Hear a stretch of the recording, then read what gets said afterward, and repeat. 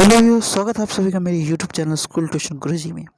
आज हम बात करेंगे कार्यपत्रक 85 की, जो कि 17 अक्टूबर के लिए जारी किया गया। ये कक्षा 6 से 8 के बच्चों के लिए एक कॉमन कार्यपत्रक या वर्कशीट है। यहाँ विद्यार्थी अपना नाम लिखेंगे और यहाँ अपने कक्षा अध्यापक का नाम लिखेंगे। तो जैसा कि हम देख सकते हैं कि ये जो कार्यपत्रक या वर्कशीट है, ये एक वर्कशीट है जिसमें हम प्रदूषण विषय के बारे में कुछ जानेंगे। तो प्रदूषण विषय के बारे में जानने से पहले ये जान लीजिए कि हमारे जो पिछले कुछ कार्यपत्रक आए हैं उसमें भी हमने प्रदूषण के विषय में बात की है। और अभी जो हमारा आने वाला समय है वह त्योहारों से भरा हुआ है, जिसमें कई सारे प्रमुख त्यौहार आने हैं। इनमें से एक त्यौहार है दीपावली का। दीपावली के त्यौहार में हम लोग ज़्यादातर बच्चे ये करते हैं कि बहुत सारे पटाखे जलाते हैं, जिस वजह से प्रदूषण फैलता है। एक दूसरा कारण ये भी है कि वह किसान जो अपनी फसल को प्राप्त करते हैं इस मौसम में, वह इस मौसम में पराली यानी कि जो बचा हुआ पदार्थ है जो खेतों में बच जाता है अपनी फसल को प्राप्त करने के बाद, उसे जला देते हैं। यानी धान की फसल को प्राप्त करने के बाद जो बचा हुआ पदार्थ है उसे जला देते हैं। तो इसी वजह से कुछ सालों से, लगभग 2-3 सालों से, आप लोगों की छुट्टी जो पड़ती थी प्रदूषण के कारण वो पड़ रही थी। खैर, अगर एक नॉर्मल वे में देखा जाए तो आपकी छुट्टी जो थी इस बार पहले से ही पड़ी हुई है कोविड के कारण। लेकिन हम लोगों को ये जागरूक रहना पड़ेगा कि प्रदूषण ना फैले। दिवाली हम मनाएं, ऐसे ही मनाएं जैसे हर साल मनाते आ रहे थे, दीपों को जलाकर, पटाखों को जलाकर। लेकिन ये भी ध्यान रखें कि ऐसा प्रदूषण ना हो कि वह किसी को नुकसान दे, क्योंकि आपको पता होगा कि प्रकृति में जब प्रदूषण फैलता है तो प्रकृति को नहीं, हम लोगों को भी नुकसान देता है। तो पहले चलो आइए देख लेते हैं कि आपकी वर्कशीट क्या कहती है इस बारे में। आइए ज़रा देखते हैं वर्कशीट की।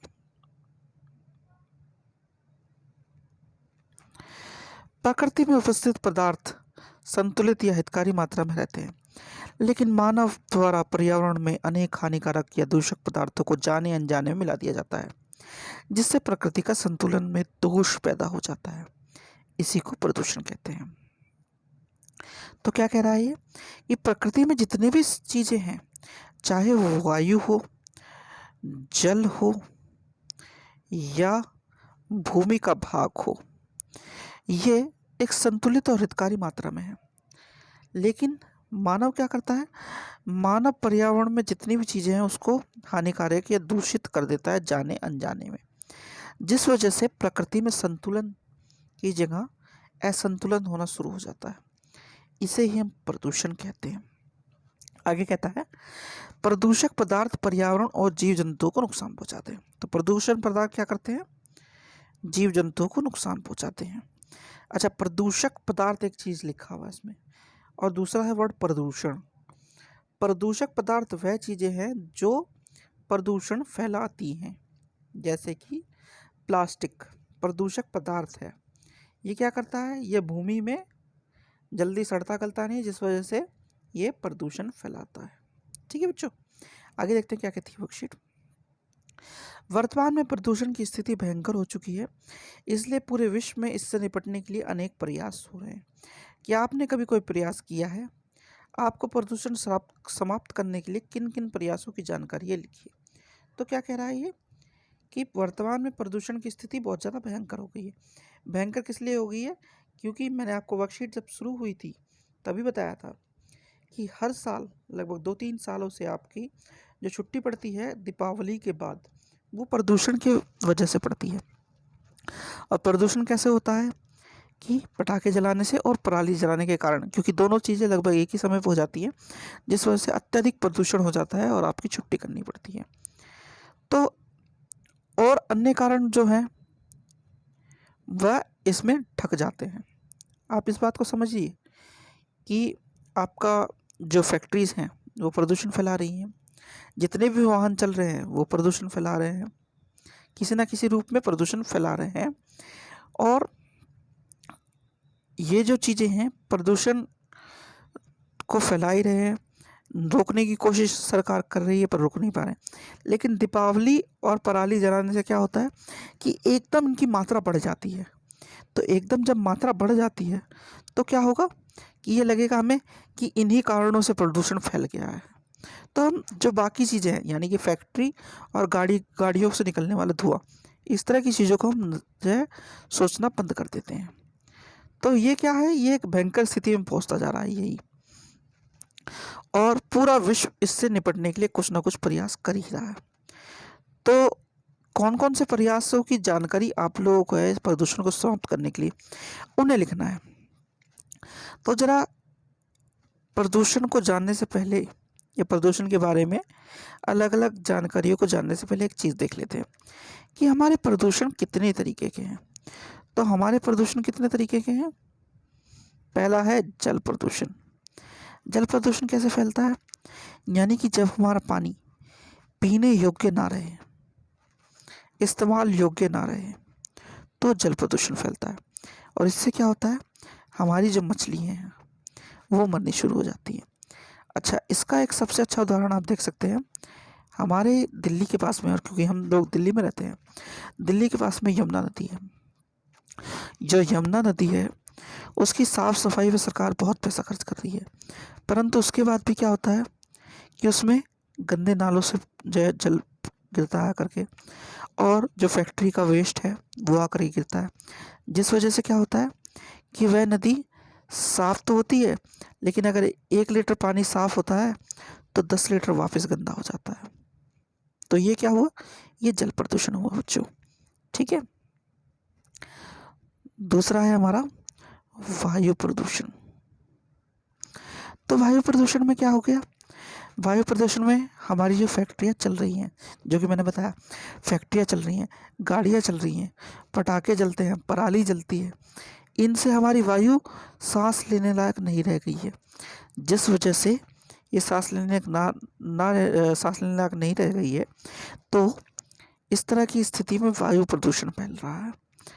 ठीक है बच्चों। फिर है ध्वनि प्रदूषण। आखिरी में आता है ध्वनि प्रदूषण।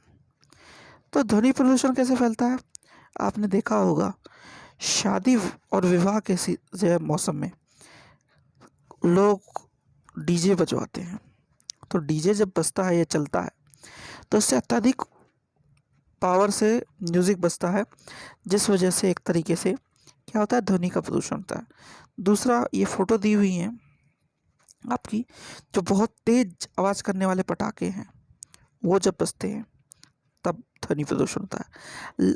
कोई कुछ जगहों पे किसी चीज़ों को बताने के लिए या बातों को बताने के लिए लाउड स्पीकर का प्रयोग होता है, जैसे कि ये कर रहे हैं या करते हुए दिखाए हैं। ऐसी स्थिति में भी ध्वनि प्रदूषण फैलता है। तो ये तो बात हुई ध्वनि प्रदूषण, वायु प्रदूषण और जल प्रदूषण की। अब ऊपर चलते हैं वापस से। तो बात हो रही थी किन किन प्रयासों के द्वारा ये जानकारी है हमें कि प्रदूषण को समाप्त करने के लिए कोशिश की गई है। तो कुछ लिस्ट बनाते हैं हम, यानी हिंट्स की लिस्ट, जैसे कि हम हर बार बनाते हैं। तो पहली चीज़ क्या की गई है, जैसे कि मैंने बताया हमारे यहाँ जो नदी है यमुना, उसकी साफ़ सफाई के लिए कोशिश की जा रही है। उसको साफ करके ये कोशिश की जा रही है कि उसको जो पहले जैसी यमुना थी वैसा निर्मल यमुना बनाया जा सके। तो ये क्या हुआ, ये एक प्रयास हुआ प्रदूषण को कम करने का। कौन से प्रदूषण को कम करने का, जल प्रदूषण को कम करने का। दूसरी चीज़ क्या हो गई है, दूसरी चीज़ ये हो गई हमारे यहाँ जितने भी सीवेज ट्रीटमेंट प्लांट है, सीवेज ट्रीटमेंट प्लांट जो हैं वो क्या करते हैं, वो जो नदियों नालों का पानी है उसे साफ और स्वच्छ करके वापस से इस्तेमाल करने लायक बनाते हैं। इससे क्या होगा, इससे आप उन्हें इस्तेमाल कर सकते हैं। इस्तेमाल कैसी जगह पर कर सकते हैं, जैसे गाड़ी धोने के लिए, पौधों में पानी देने के लिए, बिल्डिंगों को साफ करने के लिए, अगर कहीं बड़े होटलों में या जो आपके रेस्टोरेंट है वहाँ के आसपास गोल्फ के मैदान हैं या क्रिकेट के मैदान हैं या फुटबॉल के मैदान हैं, ऐसे मैदान में पानी देने के लिए। तो ये क्या हुआ, ये भी एक प्रयास हुआ प्रदूषण को कम करने का, जल प्रदूषण को कम करने का। आइए देखते हैं अब तीसरा प्रयास। दिल्ली की सरकार एक स्कीम लेकर के आई थी जो कि लगभग हर साल ही लागू कर रही थी। वो थी ऑड और इवन स्कीम। ठीक है बच्चों, ऑड और इवन स्कीम में क्या था, सम और विषम संख्या के हिसाब से जो गाड़ियों के नंबर थे उनकी सम और विषम संख्या के हिसाब से, यानी कि आखिरी जो गाड़ी का नंबर था आखिरी, उसकी संख्या के हिसाब से गाड़ियों को चलाया जा रहा था। और वह संख्या कैसी होती थी, दिन के हिसाब से। मान लीजिए 1 तारीख है तो ये संख्या कैसी हो गई, ये संख्या हो गई विषम। विषम संख्या वाले दिन विषम नंबर की ही गाड़ी चलती थी, और सम संख्या वाले दिन, यानी कि अगर 2 तारीख हो, सम संख्या हो, तो सम संख्या वाली गाड़ी चलती थी। तो इस तरह की स्कीम से क्या हुआ, वायु प्रदूषण कम हुआ। ठीक है बच्चों, वायु प्रदूषण कम हुआ। और क्या हो सकता है, चौथे नंबर पे क्या हुआ, एक स्कीम के तहत कुछ सालों पहले, लगभग 5 से 7-8 साल पहले, 10 साल पहले, डीटीसी जो आपकी दिल्ली परिवहन निगम की बसें हैं, उन्हें डीजल मुक्त कर दिया गया, यानी कि उनमें डीजल हटा दिया गया और सीएनजी को इस्तेमाल करना शुरू कर दिया बच्चों। तो ये क्या हुआ, ये भी एक तरह से प्रदूषण को कम करने का प्रयास हुआ, क्योंकि डीजल ज़्यादा खपत कर होता है, दूसरा प्रदूषण भी ज़्यादा फैलाता है सीएनजी के मुकाबले। ठीक है बच्चों, इसके बाद और क्या हो सकता है, और क्या हो सकता है, जितने भी लाउड स्पीकर वगैरह थे उनको कम कर दिया गया है, यानी कि उनको इस्तेमाल करना कम कर दिया गया है। इससे क्या हो गया, इससे जो ध्वनि प्रदूषण है वो कम हो गया। तो ये कुछ प्रयास हैं जो आपको मैंने हिंट के तौर पे बताए हैं कि प्रदूषण को कम करने के लिए क्या क्या प्रयास किए गए। और कौन कौन से प्रयास है आप मुझे ज़रूर बताइएगा कमेंट सेक्शन में बच्चों। ठीक है बच्चों, चलिए आगे देखते हैं वर्कशीट क्या कहती है आपकी।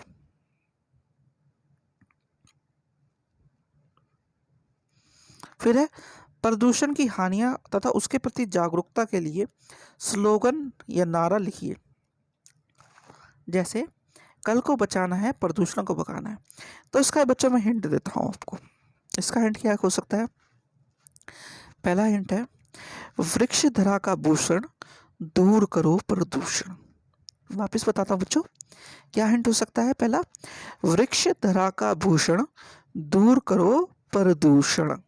तो ये एक हिंट हो गया बच्चों कि हम प्रदूषण के लिए कैसा कर सकते हैं। एक दूसरा हिंट देता हूँ बच्चों, धरती करे चीख पुकार, हे मानव मुझको प्रदूषण से मत मार। तो दूसरा क्या हो सकता है, धरती करे चीख पुकार, हे मानव मुझको प्रदूषण से मत मार। ठीक है बच्चों, ये 2 मैंने आपको स्लोगन या नारे बताए हिंट के तौर पे। बाकी आपको जो अच्छे लगे वो मुझे भी बताइएगा। ठीक है बच्चों, चलिए तो आगे बढ़ते हैं, वर्कशीट क्या कहती है अब आपकी।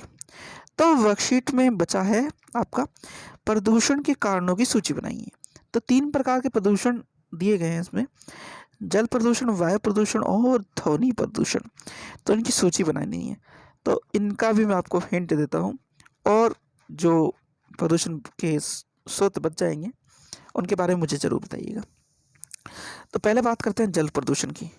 तो जल प्रदूषण सबसे पहला क्या होता है कि हमारी जो नाली और नाले हैं उनका जो जल है वह सीधे के सीधे नदियों में पहुंच रहा है, जिस वजह से प्रदूषण फैल रहा है। दूसरा क्या है, जो हमारी फैक्ट्रियां हैं उनसे जो गंदा पानी निकलता है वह क्या करते हैं, उसे या तो ज़मीन में डाल देते हैं नीचे, जिस वजह से जल प्रदूषण फैल रहा है, या फिर उसे नदियों में बहा देते हैं, इस वजह से जल प्रदूषण फैल रहा है। तीसरा क्या है, कई उद्योग व कारखाने ऐसे हैं जैसे कि कपड़ा उद्योग, चमड़ा उद्योग, इनमें जल का अत्यधिक प्रयोग होता है।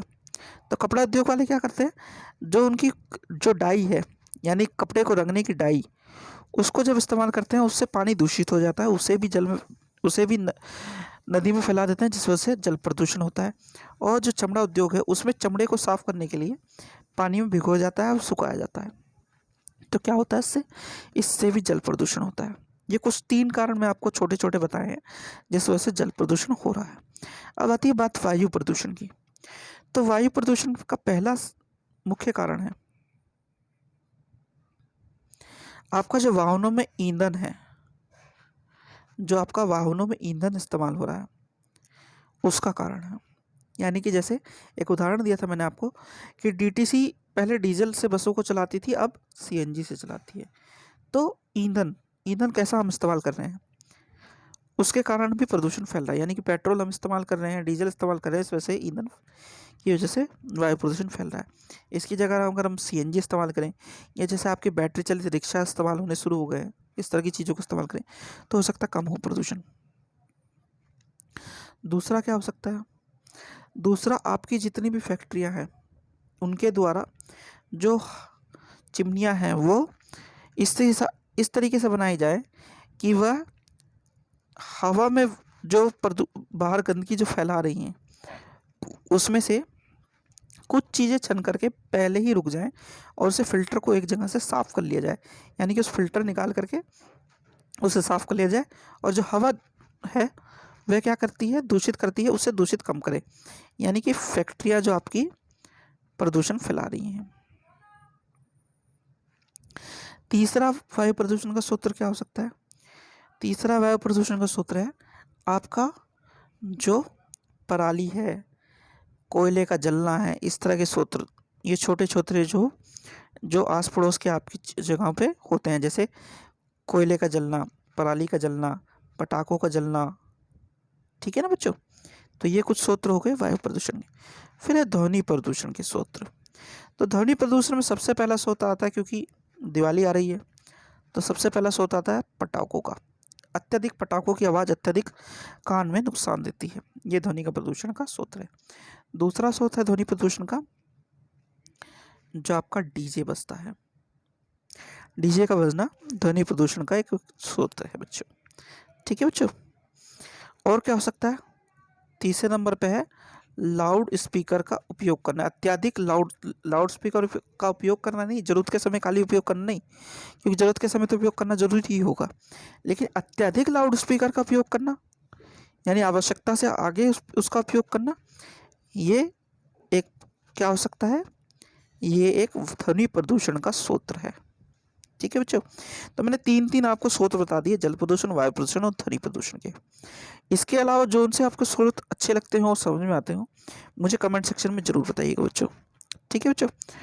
तो ये आपकी वर्कशीट हो गई कंप्लीट बच्चों, और वीडियो भी। आशा करता हूँ आपको वीडियो अच्छी लगी होगी। अगर वीडियो अच्छी लगी हो तो चैनल को सब्सक्राइब करें, वीडियो को लाइक करें, शेयर करें। थैंक यू बच्चों।